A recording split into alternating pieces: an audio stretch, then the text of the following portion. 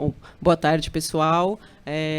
Estamos aqui no último painel do dia, intitulado Mercado de Crédito de Carbono, Implicações Regulatórias e Concorrenciais sob a Nova Legislação Brasileira. Eu sou a Renata Gonzalez, eu sou advogada no Brolli Gonçalves Advogados, sou diretora de UICAD na UIA e vou moderar aqui o painel.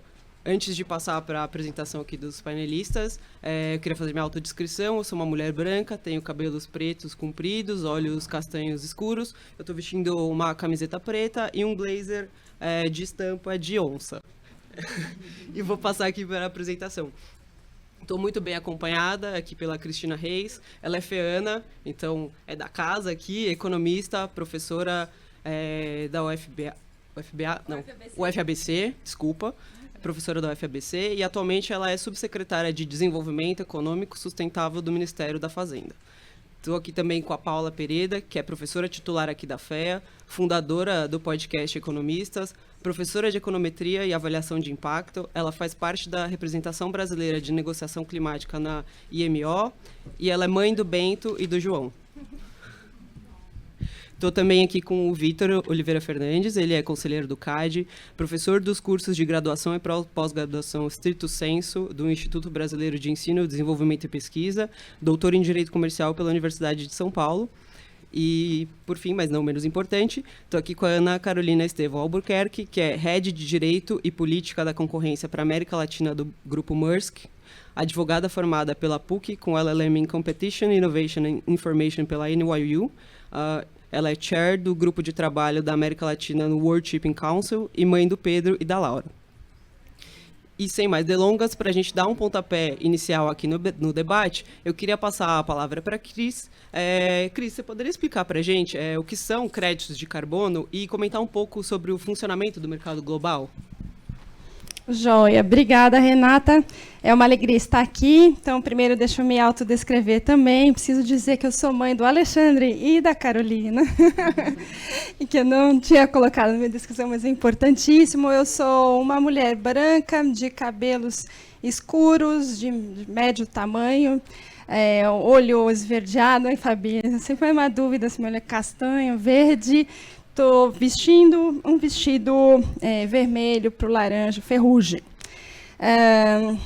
Bom, é difícil vir num evento de mulheres sem falar um pouquinho da nossa parte, da nossa experiência, do nosso acumulado, ainda mais depois de um dia com tantas contribuições interessantes, né?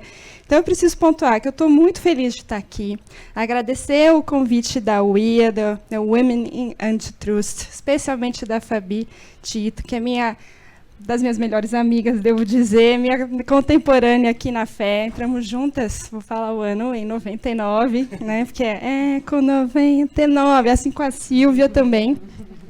Estou aqui na mesa com pessoas que eu acabei de conhecer e que já estou muito feliz de fazer parte dessa rede, com a minha caloura, a Paula, que ficou surpresa aqui, professora titular. Uau, que rápida! Ela é muito genial mesmo, já é titular assim, tão jovem. E eu estou me sentindo uma menina, uma garota de 20 anos, de novo na faculdade, que ingressou, subindo e descendo rampa, aqui nessa sala da congregação, que eu ocupei como representante discente. Briguei muito, inclusive pela representatividade de gênero. Naquela época, nós éramos somente as mulheres, 20% dos ingressantes, eu lembro dos números, né? Na turma de 99, aqui na FEA, em Economia. E fiquei triste ver os dados do Maico, foi da Lorena, de que os cursos de Economia, agora a participação 30%, 35% das mulheres. E vem caindo, que coisa, tinha melhorado e esse percentual vem diminuindo. Também tem que pontuar que tem aqui ex-alunas da UFABC, a Mariângela, muito feliz de ver você aqui, eu adoro ver meus queridos alunos crescendo e brilhando. E eu estou na Fazenda nesse momento realizando um sonho, né? Porque são quase 20 anos de estudos do desenvolvimento sustentável e podendo concretizar, participar desse esforço coletivo da aprovação da Lei do Mercado de Carbono. Mas antes de entrar nisso, eu ainda tenho que falar um pouquinho da pauta feminista, né? Como eu conheço bem os números de representatividade de gênero e de raça aqui na FEA, E eu digo assim, não tem evento de mulheres que eu recuso a participação. Eu sempre faço um esforço, aqui a Silvia também chegou, colega no mesmo ano, na mesma turma, muito feliz de te ver, e de estar com docentes, mestres que nos inspiraram muito, professora Elizabeth Farina, né, uma grande mestre, referência da microeconomia. Eu vou falar que eu entendi o mercado de carbono a partir das aulas dela de Micro 2 sobre internalização de externalidades. Tá?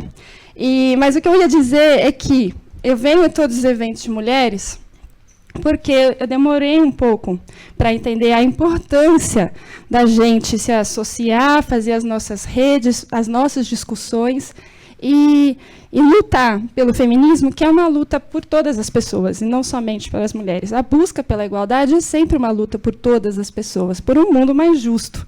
Né? E o desenvolvimento sustentável é sobre isso. A transição justa é sobre buscar essa equidade.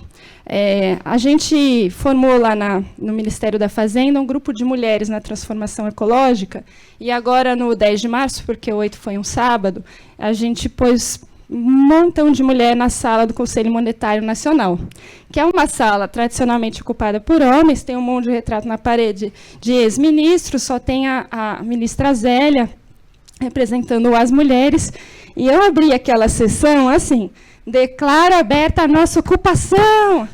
E eu quero falar assim, hoje aqui também é uma ocupação, porque essa sala também é tradicionalmente mais com presença maior de homens nos seus fóruns. Né? Então, ver essa sala repleta, e eu digo, se entrar no ambiente feminino já dá uma tranquilidade, porque você se sente um pouco mais à vontade para ser quem você é. Então, usando as palavras da professora para a fala da procuradora, eu estou aqui totalmente espontânea e sem vergonha de ser espontânea e dizer... fazer uma fala que mistura assim, emoção com tecnicidade, com razão, porque essas são algumas das nossas características e a gente precisa valorizá-las. Muito bem, sobre o crédito de carbono. Né? Ele faz parte, é um instrumento que faz parte do plano de transformação ecológica, que é uma novidade no Ministério da Fazenda. Em que sentido? No Ministério da Fazenda nunca houve uma área de sustentabilidade ou de meio ambiente, ou nada parecido. Então, quando foi elaborada a estrutura do Ministério em 23, se pensou numa subsecretaria de desenvolvimento sustentável dentro da Secretaria de Política Econômica, e o secretário Guilherme Mello me convidou no dia 2 de janeiro para ser a subsecretária. Né?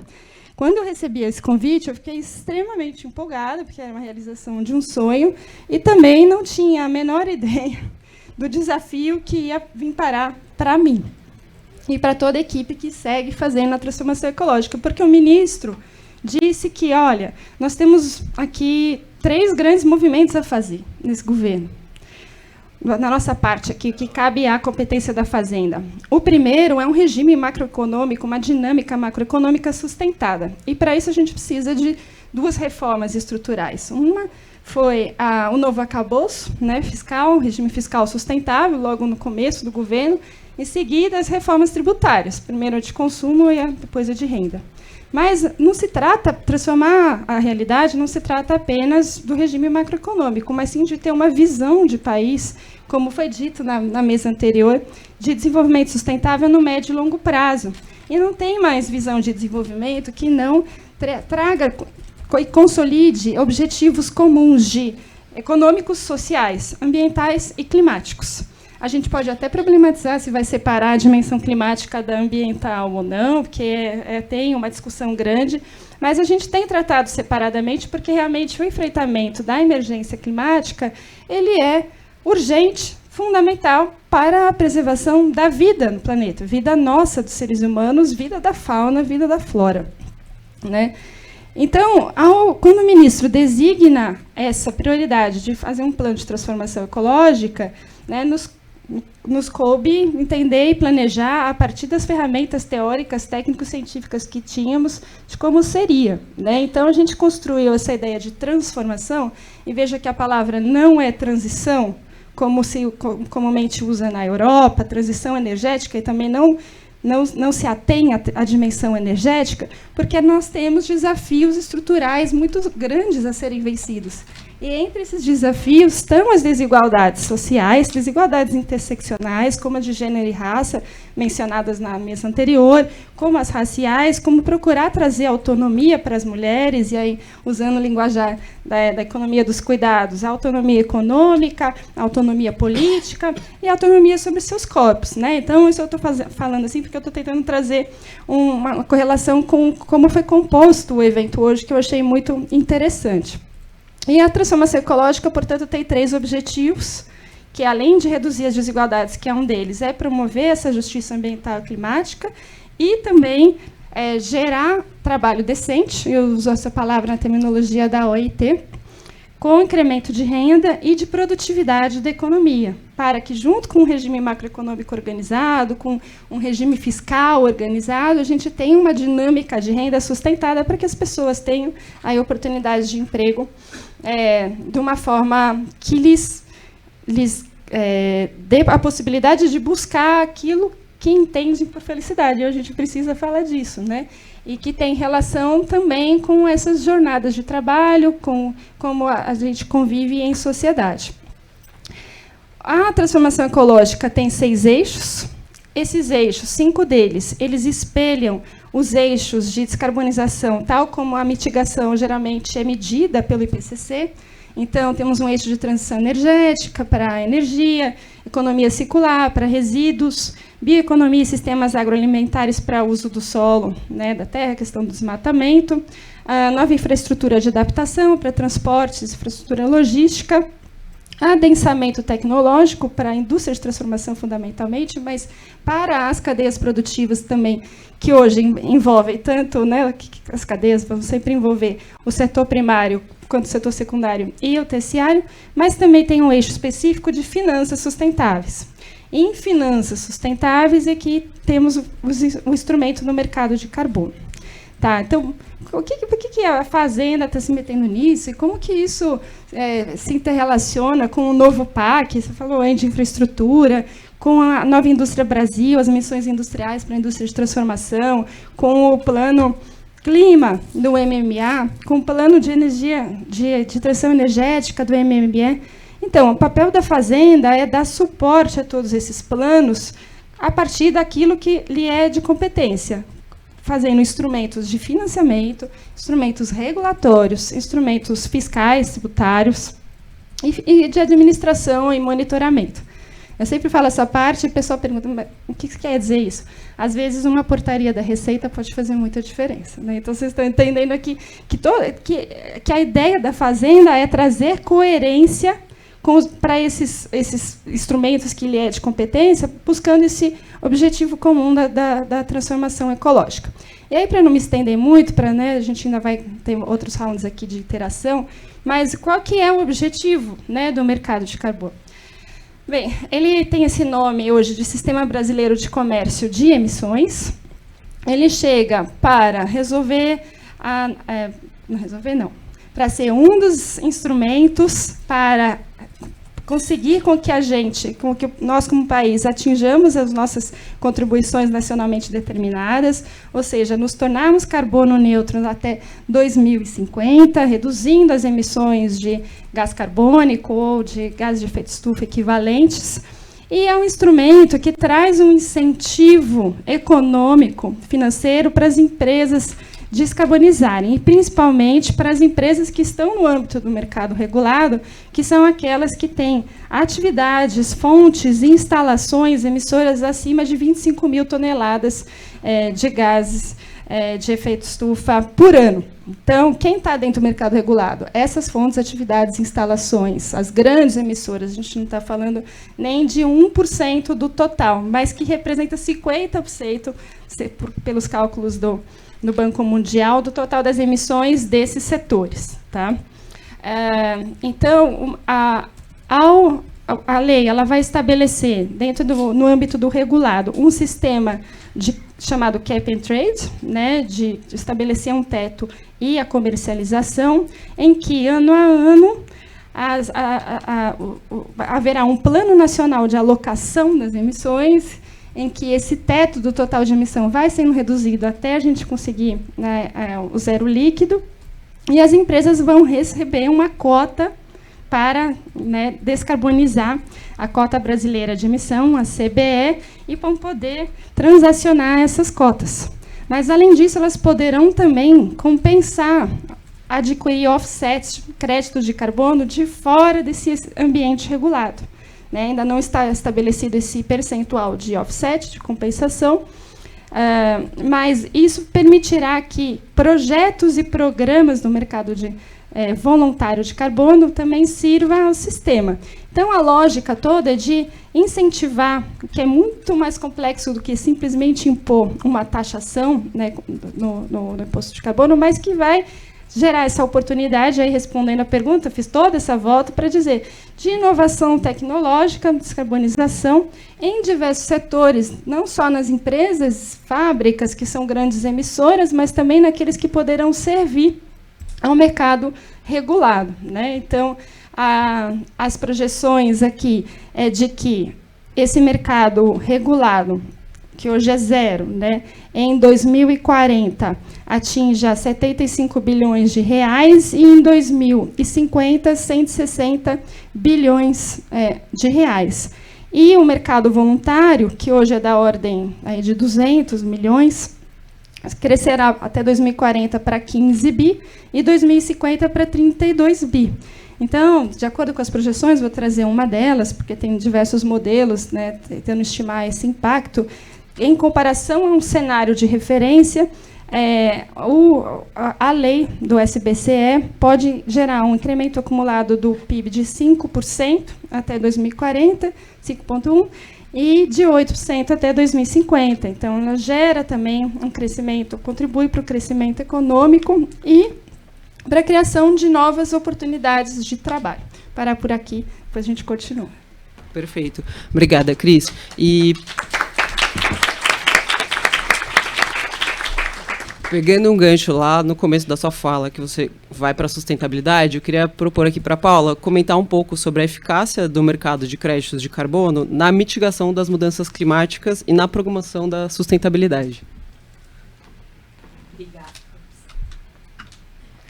Obrigada, Renata. Boa tarde a todos. Um prazer estar aqui com essa mesa.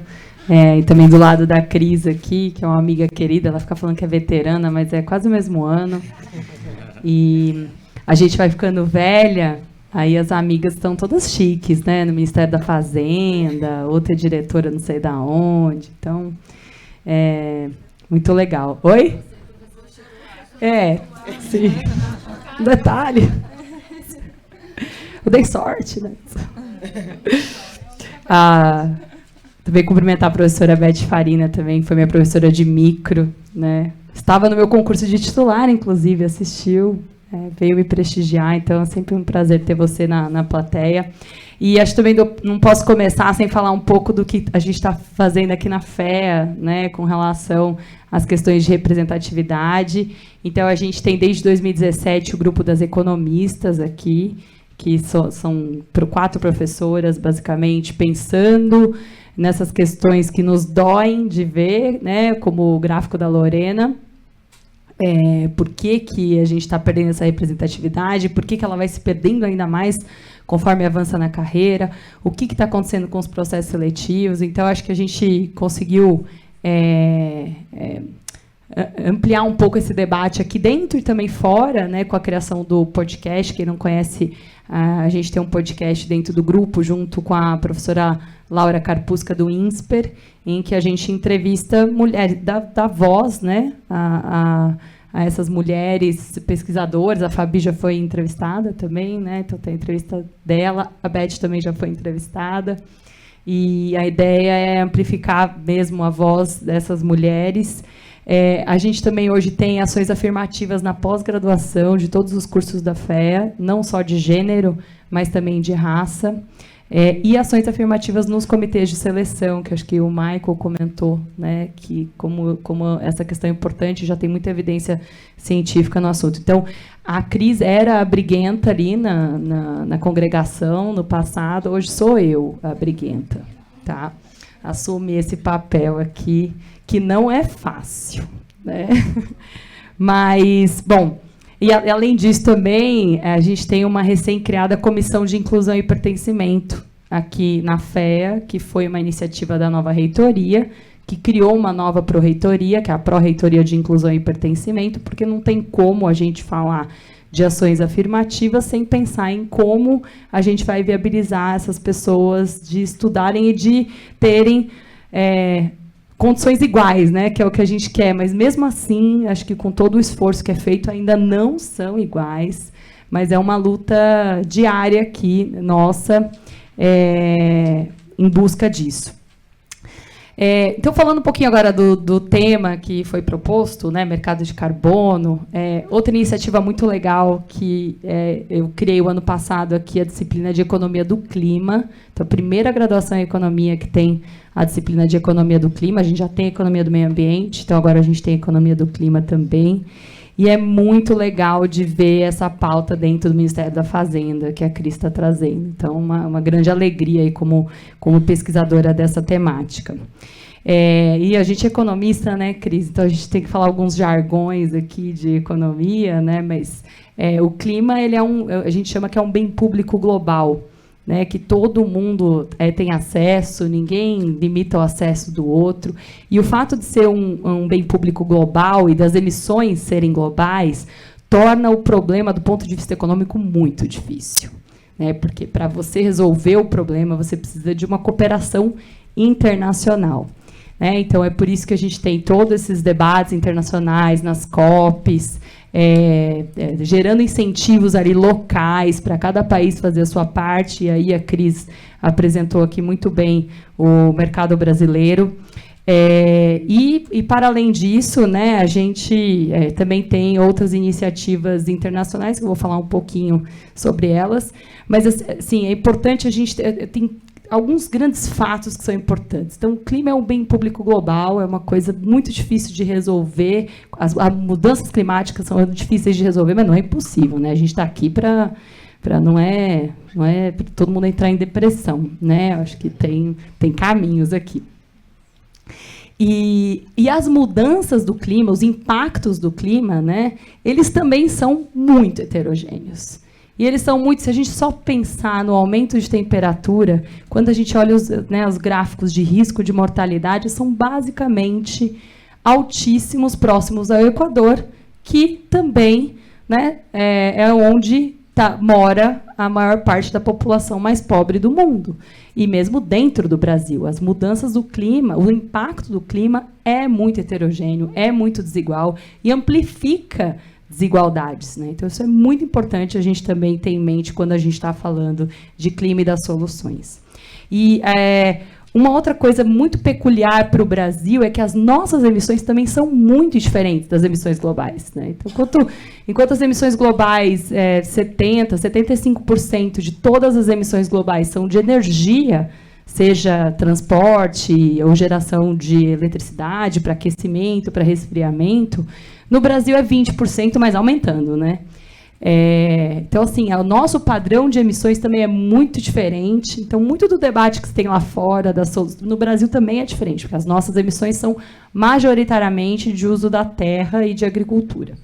Então, é importante a gente também ter isso em mente, até, né, depois, se a Cris quiser comentar um pouquinho, o quanto desse total de emissões do Brasil que o mercado regulado vai dar conta, né?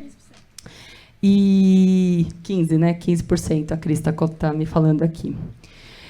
E o clima é tanto uma questão de desigualdade que a gente vê uma prêmio Nobel de Economia, a Esther Duflo, em 2019, entrando no debate de clima, né? Então, primeira vez que ela deu uma palestra sobre mudanças climáticas, vieram para mim e perguntaram: mas o que a Duflo está falando de clima agora? Eu falei: gente, ela é uma economista do desenvolvimento, ela estuda pobreza. Tem tudo a ver com mudanças climáticas e tem tudo a ver com as soluções para as mudanças climáticas também, porque quando a gente está discutindo aqui, né, mecanismos de precificação de carbono, como a Cris colocou, então a gente pode ter o mercado de carbono, né, que é o que temos no Brasil, e a gente pode ter um imposto sobre o carbono. também, né? Porque a ideia é, a gente tem uma externalidade negativa e a gente precisa mudar preços relativos. A Beth ensinou para a gente lá atrás isso, né, Beth? Então, a gente precisa mudar preços relativos. E a gente muda preço relativo internalizando isso de alguma forma. E pode ser também com outras medidas regulatórias, né? E não é a mesma solução para todos os problemas. Então, por quê? Porque a gente tem peculiaridades, né? Então, o mercado de carbono no Brasil ele vai dar conta de uma parte dessas emissões. Ainda precisa de mais coisa, né? Então, a gente tinha discussão da reforma tributária do imposto seletivo sobre externalidades negativas, que acabou minguando um pouco, né, Cris? Mas eu estou dando insumo aqui para o papo. Não existem soluções iguais. Então, eu faço parte da representação brasileira que discute descarbonização de transporte internacional. Porque o transporte internacional, como é muito difícil de alocar emissões para um país, ele ficou de fora do Acordo de Paris. Então, inclusive, né, a Ana da Maersk, eu dialogo muito com o pessoal da Maersk sobre isso, porque a gente eu estou simulando aí as políticas que estão em debate hoje, né, que vai ser, inclusive, votado daqui a 10 dias, lá na IMO, que é o órgão da ONU, e é uma combinação de políticas. Então, como a Cris colocou, lá vai ser provavelmente uma curva de eficiência que os navios vão ter que lidar, e quem está acima vai pagar, quem está abaixo vai receber. Então, vai ser um mercado também, mas um mercado diferente ali, com caráter. Então, assim, não existe a mesma solução, né? Acho que meu ponto é esse: não existe a mesma solução para toda a descarbonização, porque um navio, um avião, eles duram 30 anos. Então, não dá para você simplesmente mudar a tecnologia assim da noite para o dia.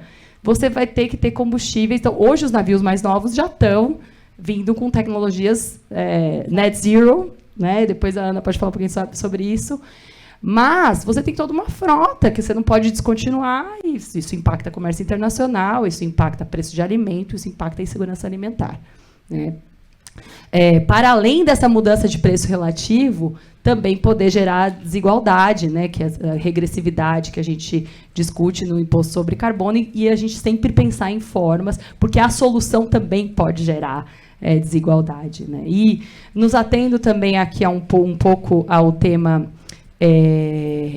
né, do WIA, todas essas mudanças que estão acontecendo nos setores, né, nos navios, isso tudo vai mudar muito a dinâmica de competição.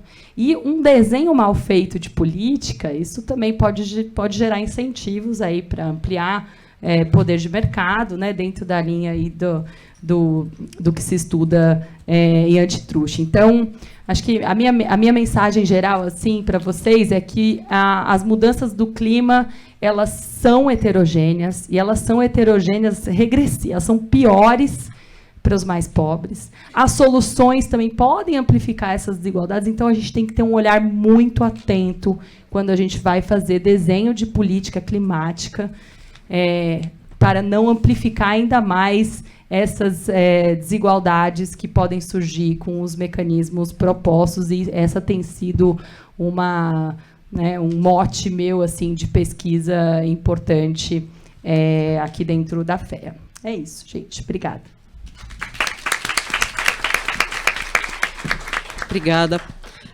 E aí, passando então para a Carol, para a gente dar seguimento nesse debate aí que você já iniciou, para que você possa comentar um pouquinho sobre o funcionamento da certificação de metas para redução das emissões, o impacto da regulamentação, pensando especialmente sobre a perspectiva global, né, pensando também na Maersk, e se você puder falar um pouquinho também sobre os desafios para combater a fraude e greenwashing, que a gente sabe que é uma polêmica aí desse mercado.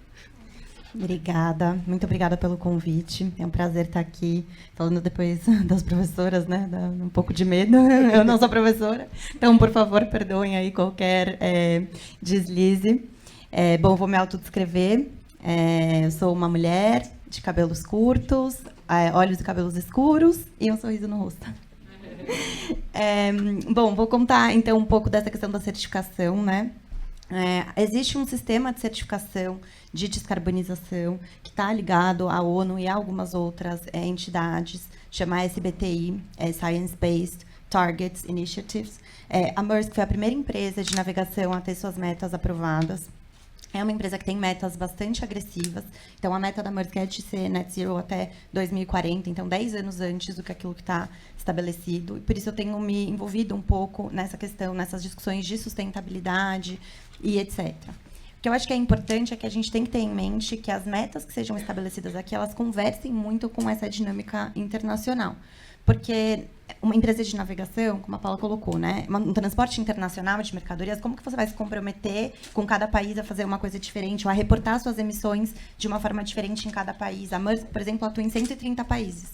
Vocês imaginam se cada país resolver que a gente tem que reportar as emissões de uma forma distinta? É uma coisa impossível de se fazer na prática. Então, acho que é muito importante que qualquer regulação tenha um pouco disso em mente. E também o fato de que, por exemplo, empresas de logística, de transporte, afetam diretamente as emissões das outras empresas. Porque quando a gente fala de emissões, a gente tem que olhar a emissão escopo 1, escopo 2, escopo 3. Então, são as suas emissões diretas, as emissões daquilo que você terceiriza, as emissões da energia que você compra. E aí, nisso, acho que o Brasil está na frente de praticamente todos os países, né? De fato, a gente tem muita fonte de energia renovável aqui para se converter mesmo num grande fornecedor desse tipo de insumo para privilegiar a descarbonização de fato. Porque também, quando a gente fala de compensação, é um pouco difícil, né? Porque descarbonizar não é compensar apenas.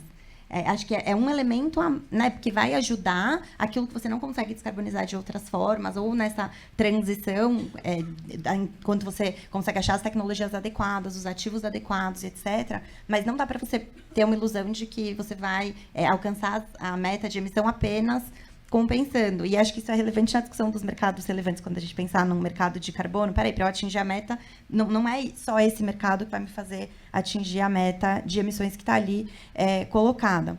Então, nesse todo, é muito relevante, eu acho, essa iniciativa, né, do governo, para colocar também como opções, porque vai chegar um momento em que a gente já vai ter descarbonizado tudo que a gente poderia, né? Como eu falei, a Maersk tem desenvolvido esses navios flex, que a Paula comentou, que eles rodam com combustível fóssil, mas também com combustíveis mais limpos. Então, a gente tem hoje navios movidos a metanol. A gente encomendou 18 para serem entregues até o final desse ano. 11 já estão rodando, mas isso também depende de investimento em infraestrutura no Brasil. Então, hoje, esses navios não conseguem chegar aqui porque o tamanho deles não consegue chegar nos portos brasileiros porque a dragagem não é adequada. A gente vai ter que ter o supply, né, o abastecimento desse combustível também nos lugares onde esses navios vão escalar. Então, tudo isso acho que está dentro de uma coisa muito mais ampla. A gente está começando agora a ver tipos de incentivos nos leilões, por exemplo,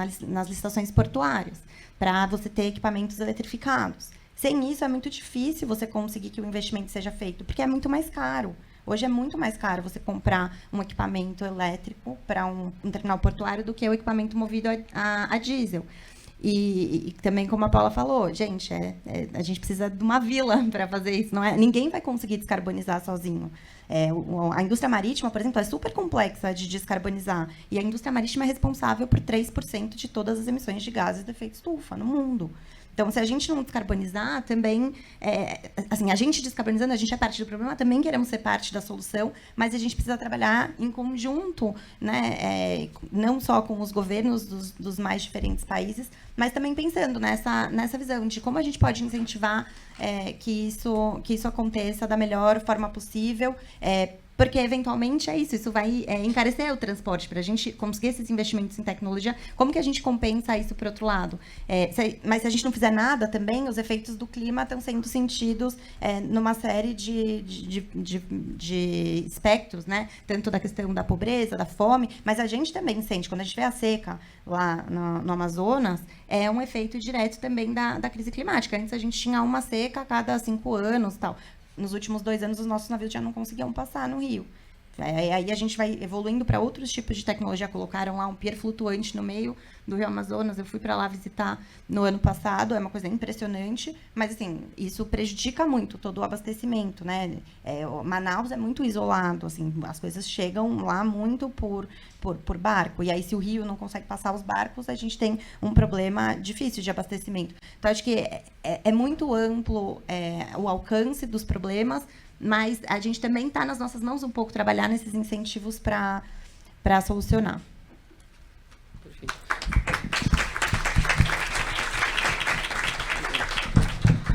E aí, queria agradecer e passar para o Vitor, pensando nesse mercado de carbono, quais são as principais preocupações concorrenciais que você entende que esse mercado gera e como você acha que o CAD pode atuar, talvez até de uma forma preventiva ou de advocacy, e como é que você enxerga os acordos setoriais nesse contexto?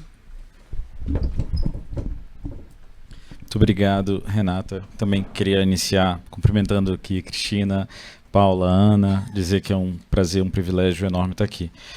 Eu sou Vitor Fernandes, eu sou um homem branco, de cabelo preto, baixa estatura, barba, estou vestido um paletó azul, uma camisa quadriculada azul e branca.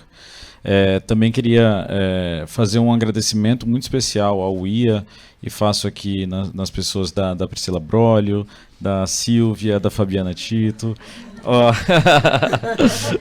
Dizer que é um privilégio esse, eu acho que já é o segundo evento anual do IA que eu participo, e para mim eu me sinto...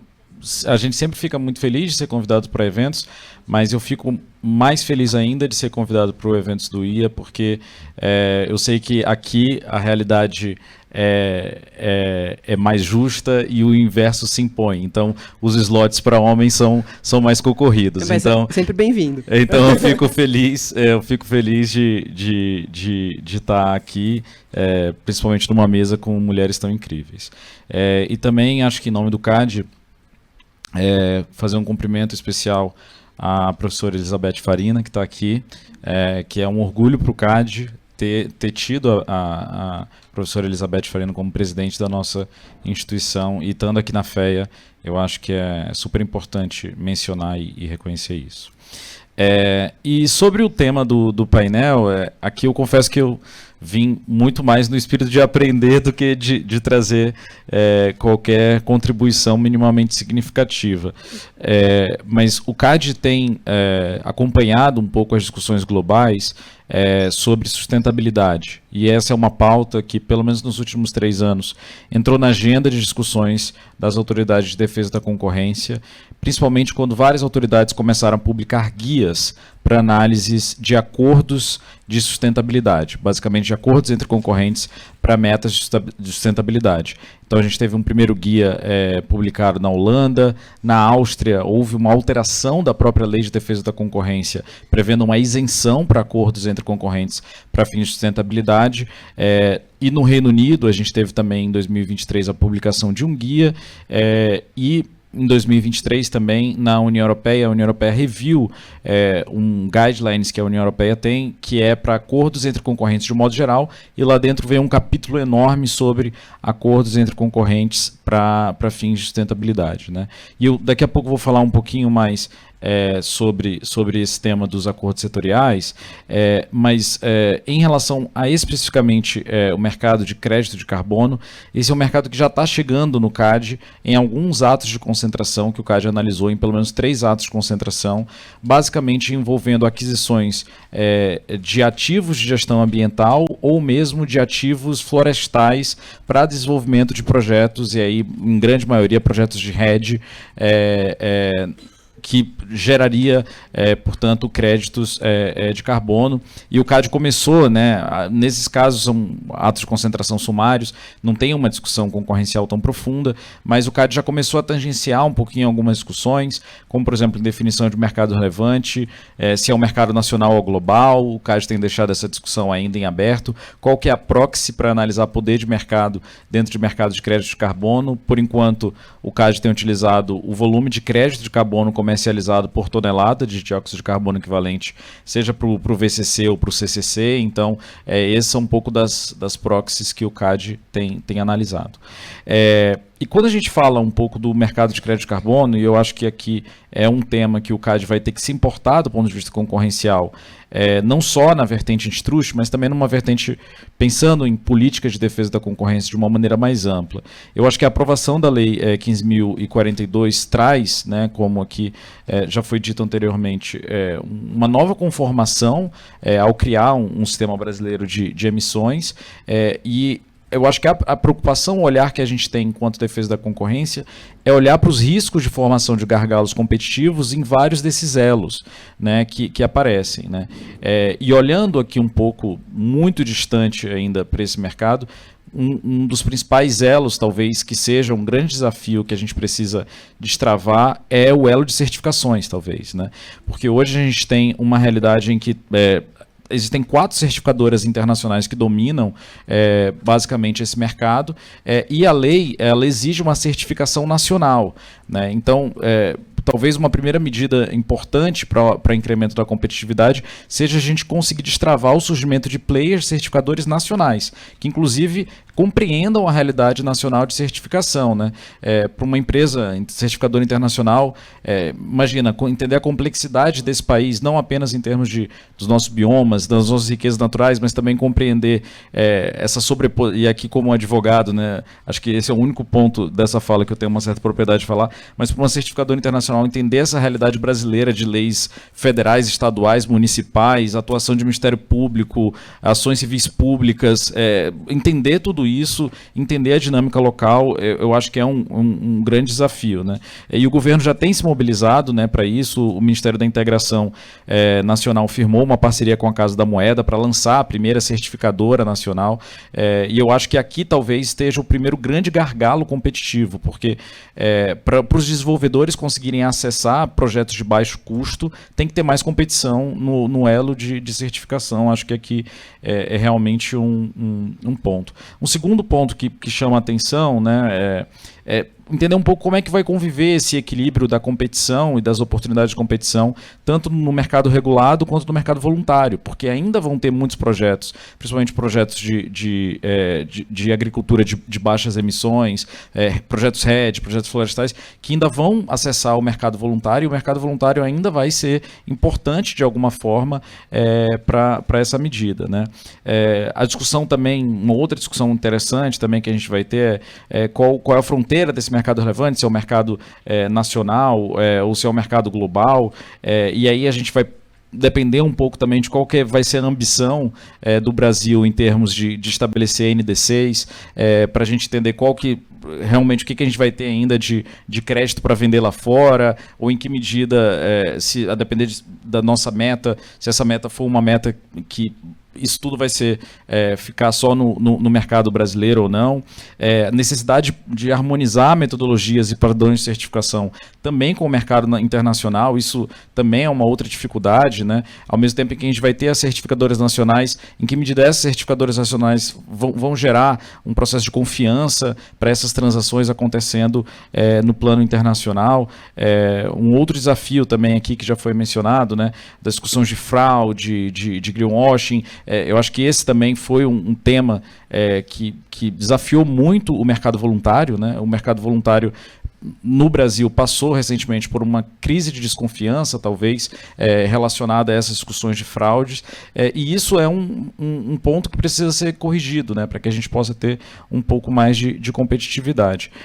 Mas eu vou deixar um pouquinho para falar em seguida mais da realidade dos acordos setoriais, Renata, porque aqui sim, aqui a gente tem muita discussão propriamente antitruste e alguns desenvolvimentos recentes muito preocupantes nos Estados Unidos que estão relacionados a esse tema.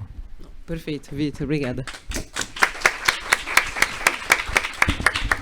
E aí, Cris, voltando aqui para você, você já introduziu um pouquinho da nova lei, mas eu queria que você comentasse na prática como vem sendo feita a aplicação, quais são as expectativas, como é que vem sendo moldado aí esse mercado de carbono e quais os mecanismos que vocês pensam para conseguir controlar, né, o funcionamento desse mercado e evitar o greenwashing, as fraudes, enfim. Bom, e as falas têm sido muito complementares, né? E eu acho que a gente vem trazendo alguns pontos aqui importantes, né? Então, Paula trouxe, olha, o problema do clima é global, da mitigação é global, a gente precisa olhar para cada realidade, não só enquanto país, mas setorial, de uma forma adequada e específica, né? A Carol, quando traz a realidade da navegação, e por ser uma fonte não estacionária, como a Paula também vinha falando, e do rigor necessário para a integridade dos créditos de carbono de empresas transnacionais que têm operações em várias jurisdições. Tem todo um desafio de conformidade, de integridade, de padronização, de interoperabilidade, que faz difícil também entrar na dimensão que o Vitor trouxe, da competição, né, e da condição de desenvolvimentos de nichos dessa cadeia, ou melhor, desse ecossistema do crédito de carbono, que vai ter o MRV, um monitoramento, relato e verificação, e a certificação, né, que foi o exemplo que eu trouxe aqui, como um dos aspectos bem complexos de serem resolvidos, justamente porque são poucos os players, com metodologias que estão atentas a um olhar mais específico, que podem se expandir, mas também sem que a gente comprometa a integridade e a interoperabilidade com os outros países, né, com os outros mercados. Então, pensando assim, agora vou trazer que esses aspectos foram cuidadosamente pensados na lei, né? Eu não trouxe aqui uma lista exaustiva, mas assim, a lei, essa 15.042, é uma lei bem chata de ler. Se vocês forem se atrever, ela é chata pra caramba. E muitos dos termos dela, eu falo, chata pra caramba, é difícil de ler, mas é muito importante, muito legal, eu vou fazer uma coisa importante aqui. Mas muitos dos termos dela, assim, foram modificados até o que a literatura tradicionalmente traz, ou outros casos, né? Mas ela tem toda uma seção de definições. Primeiro ela fala o escopo da lei. É importante dizer que ali ficou excluído o setor primário, o agro, né, está excluído por um parágrafo único. Não, depois ele tem outros parágrafos. Dessa regulação, ela era para ser isonômica para as fontes acima de 25 mil, como eu tinha falado, mas o agro acabou ficando de fora. Depois ela vem com um artigo 2 de muitas definições, inclusive do mercado voluntário, de rede, diferenciando abordagem de mercado, abordagem não mercado, projetos estatais, como teve, por exemplo, o caso do Pará, que vendeu, né, promessas de venda, né, de crédito de carbono, e que também causou a demora da aprovação da lei, porque se ela era para ser do aspecto do regulado, ela passou a ser do mercado voluntário também. Então, ela fala de regulado e de voluntário. Depois, ela vai estabelecer a governança desse sistema, que é importante dizer que está com um comitê deliberativo estratégico, que é o Comitê Interministerial da Mudança Climática, o CIM, para trazer coerência para as políticas climáticas, com o Plano Clima, por exemplo. Tem um órgão gestor, que é o próximo passo de regulamentação, de implementação agora necessário. Eu tenho dito que o grupo de trabalho que está fazendo essas análises prefere uma agência reguladora, seria o ideal ter uma agência reguladora do mercado de carbono. Enquanto essa decisão não é tomada, será necessário uma área, um departamento transitório, e também tem um comitê técnico consultivo, com participação das entidades da sociedade civil, e lá dentro uma câmara de análise regulatória, se não me engano o nome é por aí. Depois da governança, tem toda a definição de como funciona o Cap and Trade, o Plano Nacional de Alocação, o sistema de registro, a natureza jurídica do crédito de carbono. E aí é bom dizer, eu queria destacar isso aqui, né? Porque a gente entende crédito de carbono, né, simplificadamente como a remoção ou a redução de 1 tonelada de gás equivalente de efeito estufa. Só que a lei ela traz uma definição mais complexa. Eu vou ler para vocês. O crédito de carbono é um ativo transacionável, autônomo, com natureza jurídica de fruto cível somente, não tenho somente, mas eu vou frisar, no caso de créditos de carbono florestais, de preservação ou de reflorestamento. Mas, gente, quem que colocou isso na lei? Por que apareceu? Porque é o caso de créditos advindo de imóveis de floresta, que tem floresta. Tá? Tinha uma preocupação, né, de um setor aqui, e por isso que ficou explícito dessa maneira. exceto os oriundos de programas jurisdicionais, então, mas se vem de programas jurisdicionais, então não tem natureza de fruto cível, desde que respeitadas todas as limitações impostas a tais programas por esta lei, representativo de efetiva retenção, redução de emissões ou remoção.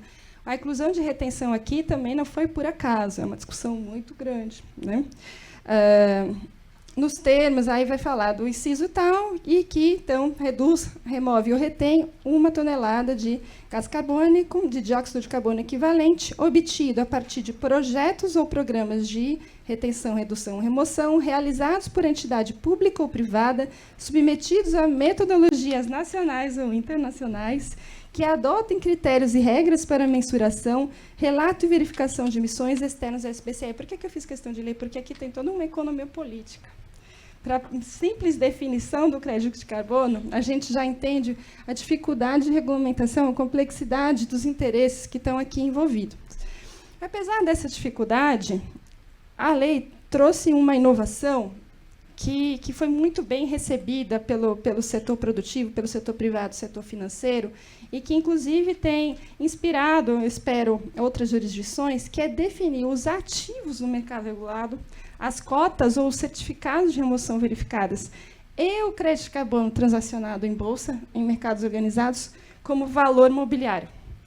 E aí impõe, aí traz uma novidade que torna esse ativo muito mais fluido e que compete à CVM ajudar na regulamentação dele enquanto ativo financeiro. E aí entra já num esquema, vou colocar assim, de diversos normativos e tal, em que esse ativo tem que atender, né?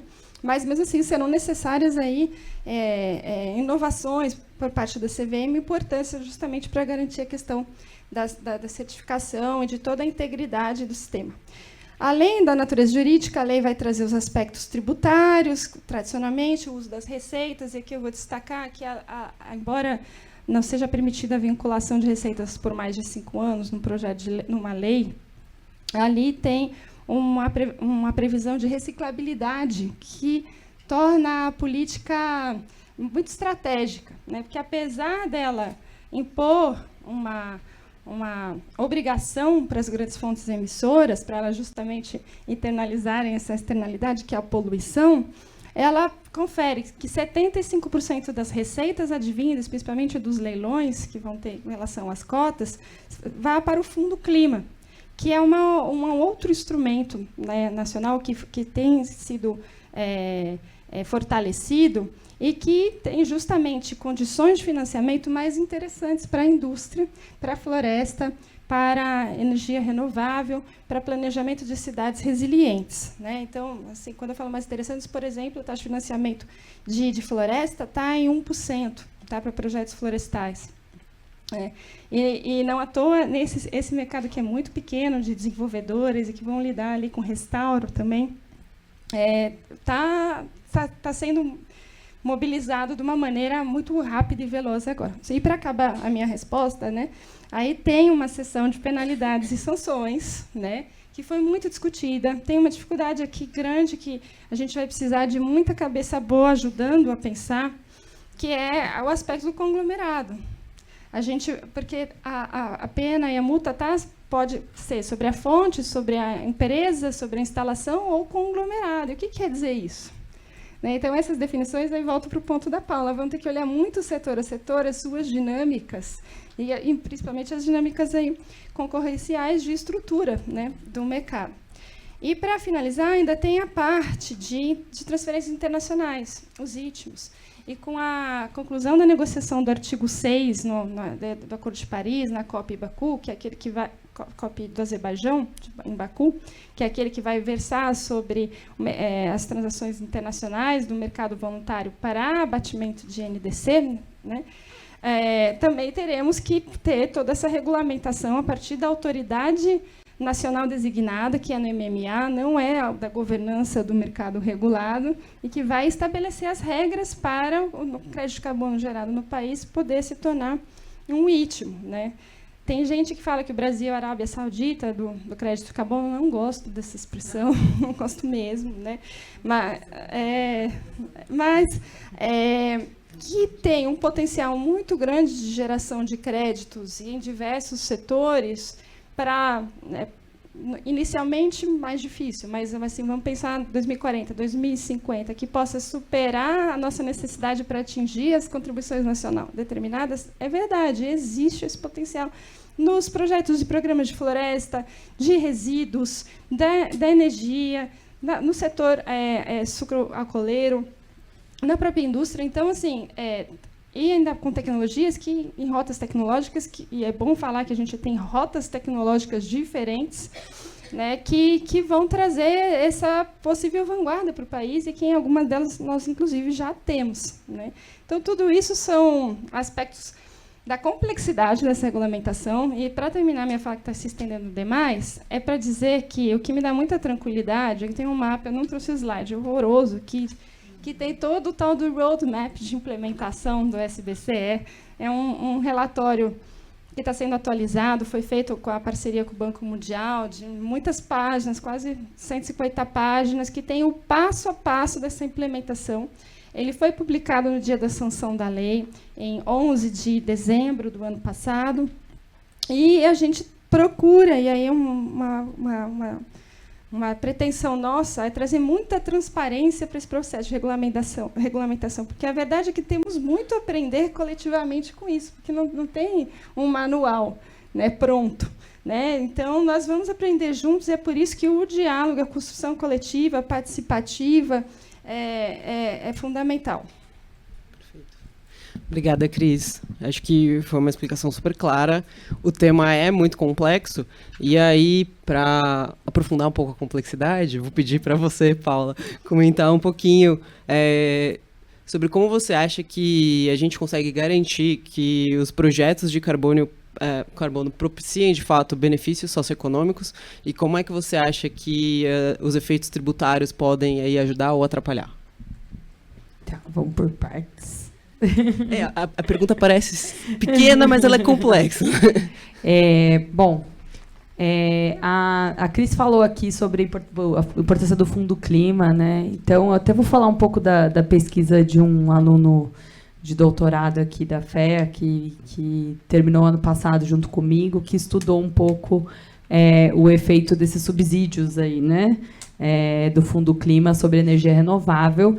E eu acho que tem outros aspectos, né, para além da substituição de energia, quando a gente fala de todo o crescimento que a gente teve de eólica e de solar no Brasil, né, tem até um dado que eu acho muito curioso, que é o pior lugar de potencial solar no Brasil tem um potencial melhor do que o melhor lugar da Alemanha. É muito incrível isso, assim, né? O potencial de energia que a gente tem. E esse meu aluno, ele estudou como que a gente, aumentando a geração de energia renovável, que tipo de efeito a gente tem sobre emprego, né, sobre substituição de fósseis, e a gente encontra esse efeito, né, de substituição de emprego. E como o emprego ele é muito mais intensivo para a energia renovável, você tem geração de emprego com a substituição de energia, né? Então, acho que tem várias nuances aí, né, dessas questões sociais que são importantes. Eu acho que tem um outro ponto também, que eu acho que eu vou até tomar a liberdade, que eu estou com o microfone aqui, e falar, que é o quanto que, efetivamente, né, essa internalização desse custo, né, que o mercado brasileiro vai impor, ou no marítimo, né, o quanto efetivamente vai para o preço final, né? Isso também é uma pergunta super importante aqui no ambiente de vocês, porque depende muito, e como a Cris colocou, né, vai depender do setor, né, depende de como é que se dá a estrutura de mercado de cada setor. Então, não é muito claro que você vai ter aumento de preço sempre, né? Aquele conceito do pass-through que a gente tem, que é muito importante para a gente estudar a concentração de mercado. A outra pergunta eu não lembro, Renata. Sobre os efeitos tributários. Como o tributo pode afetar ali positivo ou negativamente. O tributo de carbono? Ah, sim. Bom, no caso do tributo é um pouco diferente, porque o tributo, ele sempre é um aumento de custo, né? Se você tem um mercado, você pode ter alguém que está se beneficiando, que tem algum tipo de vantagem ali competitiva. No caso do tributo, ele sempre está levantando a receita. Então, aí eu vou até falar um pouquinho das contas que a gente já fez para o setor de transporte marítimo. Quando a gente compara, né, o potencial de receita líquida ali de um imposto sobre carbono no setor marítimo com outros mecanismos aí de mercado que tenham uma regulação de eficiência energética junto, é 10 vezes mais de receita. Só que isso não significa que, bom, que ótimo, 10 vezes mais de receita, né? Então, a gente tem um potencial ali de montar um fundo. Não, mas, na verdade, assim, aí a variação de custo que você tem é muito maior, né? Então, a gente fez algumas contas aqui, né, das políticas que estão em debate lá na IMO. O imposto sobre carbono, ele geraria 1 milhão a mais de pessoas desnutridas por ano do que outros mecanismos que têm o mesmo caminho de descarbonização. Justamente porque assim, não tem muita clareza sobre o que fazer com a receita. Então, é muito importante, né, no desenho da lei, como a Cris colocou, você já ter muita clareza do que vai fazer com aquela receita. E aí esse debate é interminável, né, porque e lá na ONU ele é interminável mesmo, porque todo mundo quer um pedacinho dessa receita. Então, e como na ONU cada país membro ele tem espaço para fala, você tem lá, por exemplo, pequenas ilhas que vão sofrer muito com as mudanças climáticas, né? Elas correm o risco de desaparecer, de sumir, né? Contando a mesma coisa que China, Brasil, então Estados Unidos, né? Estados Unidos está quieto agora. Vou no comentário. Então, assim, é muito complexa essa questão, né, do imposto sobre carbono, mas sem fazer um uso correto dessa receita é muito perigoso, né? Então, o que é um uso correto? Por assim, se você pensa só num leve, né, só num imposto sobre carbono no curto prazo, vamos pensar no setor marítimo. Os navios demoram para se adaptar. Então, é só custo. Aí você vai investir em tecnologia. Então, dali a 10, 15 anos, você começa a mudar. Então, é um custo altíssimo. Por isso que tem 1 milhão a mais de desnutridos, né? Agora, se você tem um mecanismo que você vai levantar menos receita, e aí você levanta essa menos receita e já usa essa receita para inovação tecnológica, porque o efeito social que você tem de aumento de custo é menor, provavelmente é mais efetivo, e foi por isso que deu a diferença, por exemplo, no nosso estudo. Então, são nuances que são muito importantes, a gente vindo, né, de um país em desenvolvimento aqui, e também distante dos mercados, né, porque se a gente for pensar um imposto sobre carbono, sobre o combustível usado no navio, é um imposto sobre a distância, né? Então, os países mais distantes, que normalmente transportam mais alimentos para o mundo, sofreriam mais. Então, isso explica os resultados. Então, por isso que eu acho que é muito importante né, o que eu falei na minha fala inicial, que a gente entender as particularidades de cada setor para pensar em soluções, porque não tem como não descarbonizar. A gente tem que descarbonizar, né? A Carol falou, né, sobre até os impactos sobre a operação. A gente sente os impactos, a gente vê os impactos. Então, pensar na melhor forma, e nós, como economistas, a gente pode ajudar bastante nesse debate, né? Fazendo esses cálculos aí. Tá bom? Obrigada. Perfeito. Obrigada, Paula. Acho que, de fato, é um tema muito premente, né? Porque acho que todo mundo quer ficar vivo mais um tempo, então a gente não pode evitar esse debate, e importantíssimo permear esse debate com as nuances que você trouxe. E aí, voltar aqui para a Carol, para comentar um pouquinho sobre os impactos dessa regulamentação no dia a dia aí da empresa para vocês. E você já comentou dos navios movidos a metanol, mas quais são as outras soluções ou práticas que vocês estão pensando para conseguir fazer essa descarbonização, para além só da compensação, né?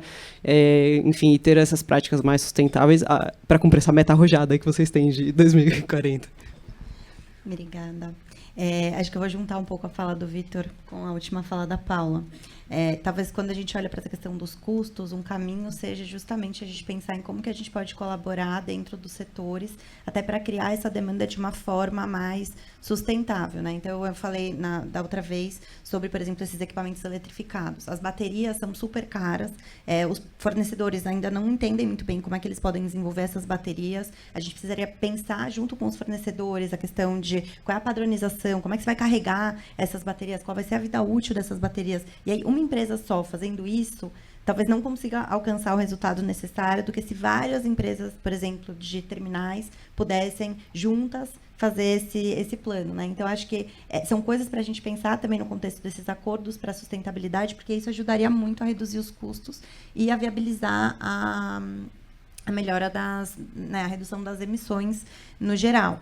Então, acho que isso é um ponto muito importante, essas discussões que a gente continue evoluindo em guidelines mesmo, até para trazer uma segurança para as empresas, porque acho que ao mesmo tempo em que seria uma coisa muito boa, também tem muita insegurança, né? Como não existe ainda, existem lá nos países da Europa um pouco de jurisprudência e guidelines, mas não é uma coisa tão clara como é que isso ia funcionar. E, de novo, as empresas são muitas empresas com atuação global. Inclusive, os operadores de terminal, eles têm atuações, também muitos atuam em vários países. Então, se você for fazer uma colaboração assim, você teria que conversar com várias autoridades de vários países para ter certeza como isso funcionaria. Então, acho que a própria cooperação entre as autoridades concorrenciais para também trabalhar em guidelines que se conversem entre si seria algo muito apreciado. Eu também pulei a parte do greenwashing, né, da primeira vez, né, eu esqueci de falar, mas acho que é um pouco na linha também do que a Cris comentou agora, que tem todos esses mecanismos na lei, acho que é muito relevante, porque uma empresa que fala, a gente está vendendo aqui um produto verde, um produto sustentável, e aí imagina que ela está fazendo isso com base numa compensação, e depois se descobre uma fraude na certificação daquela compensação que ela fez, isso é um problema gigante, até de reputação, e de novo, não só para ela, porque os clientes dela também anunciaram que também reduziram a emissão com base naquilo que ela passou, que ela tinha reduzido. Então, isso é um problema em cadeia, né? Então, qualquer fraude, qualquer problema nessa certificação, como você estrutura esses projetos de compensação, pode gerar um problema gigantesco. A gente já tem visto umas investigações na Europa, não exatamente focadas em questões de compensação, mas de greenwashing, né? Então, teve uma investigação agora no ano passado da KLM, então até no setor de transporte por causa disso, porque assim, é complexo, né? Você falar, vem aqui voar comigo, vem aqui navegar comigo, que é super sustentável. A gente sabe que tem esses combustíveis um pouco mais limpos hoje em dia, mas se você for de bicicleta, é mais sustentável do que voar, né? Então, a gente tem que ter cuidado com como é que a gente trata esse tema e como é que a gente garante, de fato, essa certificação e a idoneidade dos projetos. Perfeito.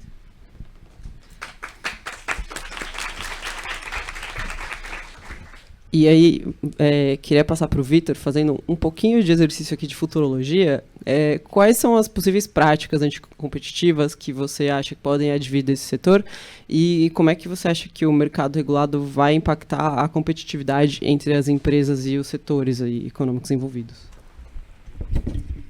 Obrigado, Renata. Só pegando um pouquinho um gancho aqui na fala da Ana, eu acho que o primeiro grande tema que já está aparecendo, na verdade, é entender se algumas colaborações podem ou não ser vistas como acordos anticompetitivos. Eu acho que esse é o grande gargalo que a gente tem hoje no antitruste. E como a Ana também havia comentado, né, eu acho que esse é um tema que desperta muita preocupação também do ponto de vista de fragmentação da abordagem global que está se gerando em torno desse acordo, né, dessa questão. Como eu estava mencionando, nos últimos 3 anos, muitas jurisdições começaram a discutir isso. E aí, talvez a gente veja hoje 3 grandes modelos, né, 3 grandes abordagens para esse tema de colaborações entre concorrentes, né. Uma primeira abordagem é uma abordagem de isenção antitruste, que dizer assim, olha, acordos de colaboração entre concorrentes para objetivos sustentáveis, né, mesmo para acordos climáticos, estão fora do antitruste, eles têm uma isenção antitruste. Esse foi um caminho um pouco mais radical que a Áustria, por exemplo, seguiu, mudando a lei deles. A gente tem um outro caminho, que, no extremo outro oposto, que é entender que esses acordos são ilícitos, porque eles, de alguma medida, podem configurar acordos entre concorrentes que vão restringir a competição. E aí existe, no meio, um caminho que é uma discussão mais profunda, que é entender, olha, a gente pode ter, sim, acordos entre concorrentes que são pró-competitivos, porque eles geram ganhos na forma de eficiências, mas aí a gente entra numa discussão, né, até a professora Paula havia comentado sobre a questão de pass-through ou não. Esses benefícios são benefícios ou eficiências que, para serem considerados redentores, eles têm que ser passados para o consumidor dentro daquele mercado, ou a gente pode aqui salvar esses acordos com uma análise daquilo que alguns economistas têm chamado de eficiências fora do mercado, né? Eficiências para a sociedade como um todo, né? E a União Europeia acabou adotando uma postura que talvez tenha sido mais conservadora do que se imaginaria que seguiria, que é, nos guidelines de 2023, ela diz o seguinte, olha, os benefícios, um acordo de cooperação entre concorrentes para a sustentabilidade que restringe a concorrência, ele só será admitido se ele gerar benefícios para os consumidores daquele mercado, ou seja, numa delimitação específica daquele setor. O Reino Unido adotou uma postura um pouco diferente, criando uma exceção para justamente acordos de transição climática, para dizer o seguinte, olha, em acordos de climate change, a gente considera que os benefícios é para a coletividade como um todo, né? A gente não está só olhando benefícios e eficiências para aquele setor específico, né? E principalmente no final do ano passado, começo desse ano, com algumas mudanças nos Estados Unidos, a gente começou a ver o tanto que esse assunto pode se tornar problemático, né? Entre o final do ano passado e o começo desse ano, houve um grande movimento nos Estados Unidos focado principalmente em acordos climáticos do setor financeiro. E aí muita gente deve ter visto isso nas notícias, né? Mas basicamente o que aconteceu foi que no final do ano passado, uma comissão do Congresso norte-americano iniciou uma investigação, como se fosse uma espécie de CPI, contra múltiplas organizações do setor financeiro que faziam parte de uma aliança chamada Net Zero Banking Alliance, né, que é uma aliança de vários bancos, aí tinha JP Morgan, bancos enormes no meio, e também uma outra aliança que era gestores de ativos, né, que é a Net Zero Asset Managers. E esse movimento dessa comissão acabou resultando depois em ações antitruste. Em novembro de 2024, 11 estados norte-americanos entraram com uma ação contra esses gestores de fundos de investimento e aqueles fundos gigantes, BlackRock, Vanguard, State Street, né, com uma acusação de cartel, uma acusação baseada na seção 1 do Sherman Act. E uma acusação muito interessante, porque acho que o primeiro grande caso da Lei Sherman com base em participações minoritárias, né? E todo aquele debate de common ownership que tem no antitrust. Mas basicamente o que nessa ação se alega é que, olha, esses gestores de fundo eles têm participações minoritárias em uma série de empreendimentos de combustíveis fósseis. E agora eles fazem parte de uma aliança, que é uma aliança global, para eliminar a emissão de combustíveis fósseis. Então, na realidade, isso é um acordo de restrição de oferta, porque considerando que eles têm participações em todos esses setores, na verdade eles estão utilizando, né, a questão climática como um acordo de redução de oferta, né? O procurador-geral de um desses estados, o Arizona, ele assinou um editorial no Washington Street dizendo que os compromissos de redução de emissão de carbono são, abre aspas, a maior violação antitruste da história. E esse movimento levou agora, em janeiro e fevereiro de 2025, ao JP Morgan sair da Net Zero Banking Alliance. O BlackRock também saiu da aliança para gestores de ativos. E a confusão está instaurada nos Estados Unidos, no setor financeiro, em torno desse assunto, né? E eu acho que esse é um tema que a gente tem que olhar com muita cautela, porque no Brasil, e a gente sempre fala isso quando a gente está falando desses assuntos, né? Acho que no Brasil a gente, por o CAD ter tido uma história muito consolidada, muito forte de combate a cartéis, eu acho que a gente cria às vezes um viés de que acordos entre concorrentes são necessariamente ilícitos, né? No matter what, né? Então, assim, se você tem concorrentes conversando numa mesma sala, isso é ilícito per se, né? E quando a gente está falando desses acordos de colaboração para cumprimento de metas climáticas, a realidade é totalmente diferente, né? Ninguém tem dúvida de que mais concorrência gera práticas mais sustentáveis, né? Mas a gente tem um problema de atuação orquestrada em alguns setores, né? Que é uma discussão de falha de mercado de first mover disadvantage, né? Assim, em algumas indústrias, players, por mais que tenham muita condição de financiamento, não vão migrar para um padrão mais verde sozinho, né? Porque isso vai gerar uma desvantagem competitiva, né? Então, assim, a gente tem que olhar um pouco mais de carinho para esse tipo de colaboração. E eu acho que isso exige, principalmente por parte do CAD, uma mudança de mentalidade, de talvez estar um pouco mais aberto para dialogar com as empresas, dialogar com essas iniciativas e não olhar elas com um viés negativo, um viés de cartel, né? Eu acho que aqui a discussão é muito mais sofisticada e muito mais rica, né?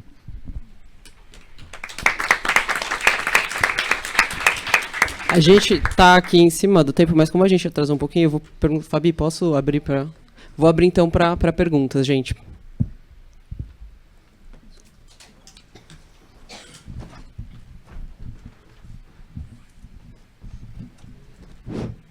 Vou ampliar um pouco o debate. Eu queria saber o seguinte, como é que está a organização da COP30? Está perto, está chegando. E veja que esse tema é um tema complexo. Aqui a gente tem uma plateia muito qualificada. Está me dando já butterflies na barriga, sabe como é? Eu não sei se vocês querem colocar esse tema, mas eu acho que ele é importante.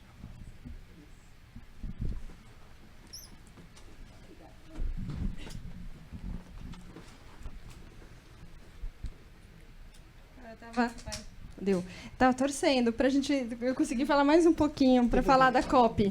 Obrigada, professora, por colocar a pergunta, porque eu acho que traz aqui um pouco a discussão de todo o painel, né? Então, assim, temos práticos de infraestrutura.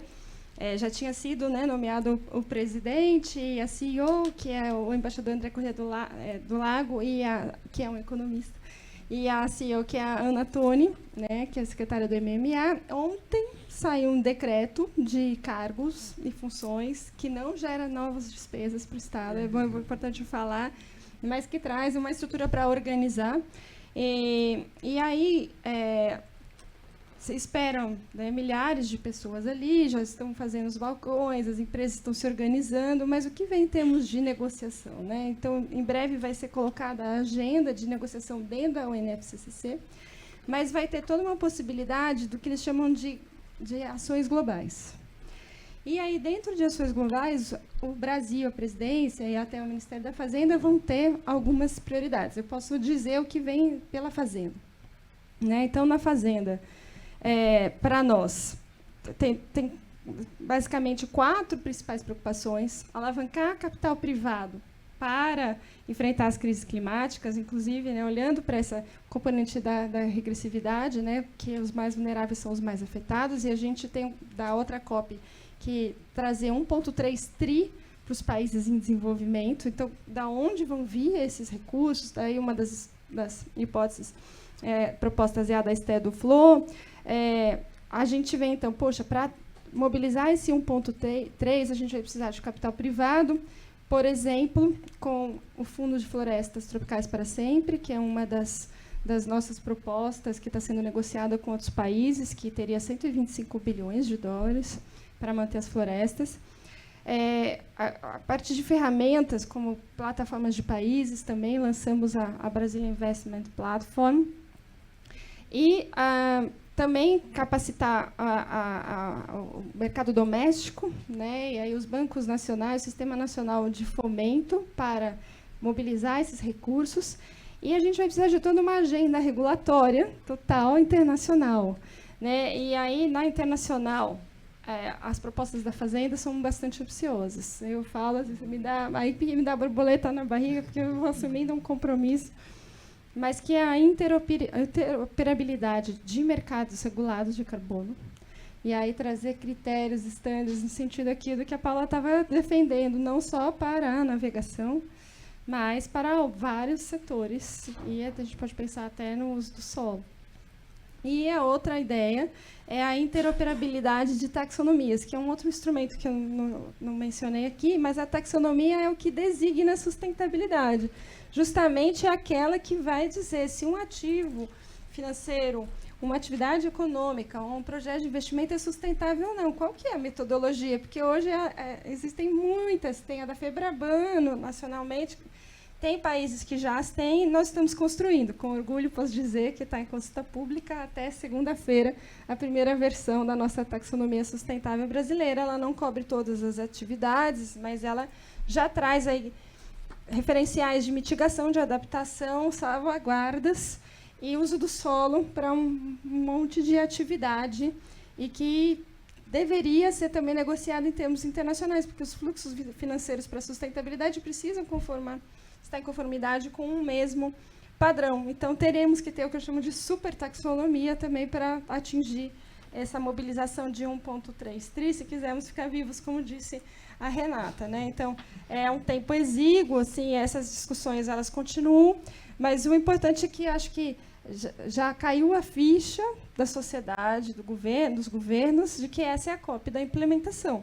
Após 10 anos de Acordo de Paris, negociação, agora nós temos que fazer valer todo esses combinados para conseguir evitar, então, o 2, não é mais 1,5, porque 1,5 já é realidade, né, a elevação de 2 graus ou mais da temperatura global. Alguém tem mais alguma pergunta?